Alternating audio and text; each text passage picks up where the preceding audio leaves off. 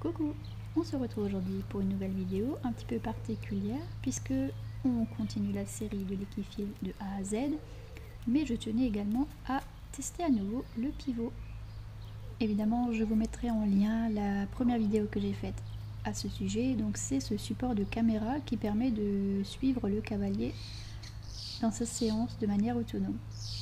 Alors, bien évidemment, il y a quelques loupés, mais sur cette séance, j'ai testé un nouveau réglage que je vais vous montrer tout de suite. En effet, vous pouvez voir, je n'ai pas sélectionné le cheval, mais le cavalier, ou du moins mon corps. Le reste, par contre, ne change pas. Ma petite astuce, c'est simplement de faire des petits coucous à la caméra pour qu'elle me retrouve plus facilement. Donc, je pense qu'on peut désormais commencer la partie consacrée à l'équifile et plus particulièrement les gestes de base que je vous conseille d'apprendre à votre cheval pour être capable de réaliser l'ensemble des exercices demandés en équifile.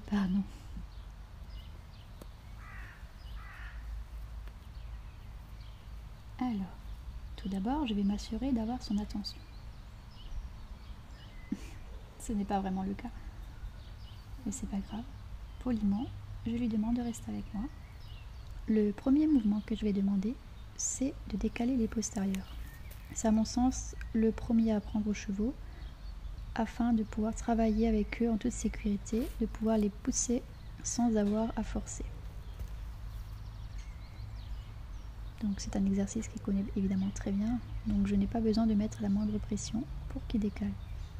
Mais ça, c'est quelque chose qui est à double tranchant. En effet, si le cheval décale sans qu'on lui demande quoi que ce soit, ce n'est pas bon non plus. Donc attention à l'énergie du corps, à l'intention de vos mouvements et surtout à ceux qui ne répondent que parce que vous lui demandez. Donc en deuxième mouvement, je conseille le déplacement des épaules. Donc faites vraiment attention à bien doser un pas après l'autre. Une fois ces deux mouvements acquis, il sera beaucoup plus simple de faire des déplacements latéraux. Ici, je les fais par aspiration par exemple. Ça pourra vous être demandé en équifile club élite ou club 1 par exemple.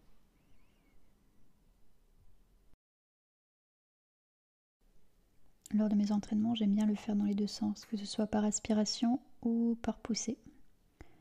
Donc là, vous pouvez le voir, c'est seulement par impression, donc je ne le touche pas vraiment. Je déplace simplement mon énergie. Après, vous pouvez vous amuser et le faire dans n'importe quelle zone, que ce soit devant lui, à côté, en zone 5, peu importe. L'autre avantage du déplacement des épaules, c'est que ça vous facilitera la vie pour l'envoyer sur un cercle. Là, je lui demande de décaler les épaules et ensuite, je le mets en avant pour qu'il continue sur un cercle.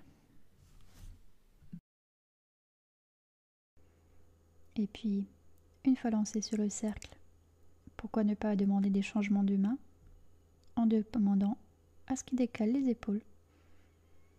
Voilà. Bien évidemment, dans les mouvements de base, on retrouve le reculé à distance.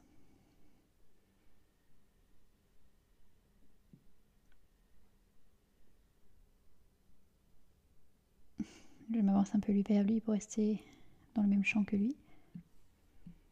Et puis ensuite, on demande également de revenir. C'est très important. Ce serait bête qu'il soit en plein va-et-vient et qu'il refuse de revenir. Alors, pour récapituler, on va demander le déplacement des postérieurs, celui des épaules, de reculer et de revenir. À partir de là, quasiment tous les mouvements seront possibles.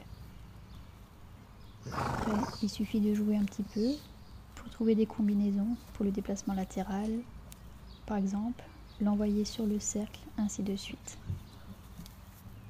Si je peux vous donner un seul conseil, ce serait de travailler ces mouvements-là plutôt que les exercices en eux-mêmes. Les exercices vont finir par lasser le cheval, alors qu'avec ces mouvements, vous serez capable de décomposer et créer des exercices à l'infini. Donc, c'est à mon sens ce qui est le plus important.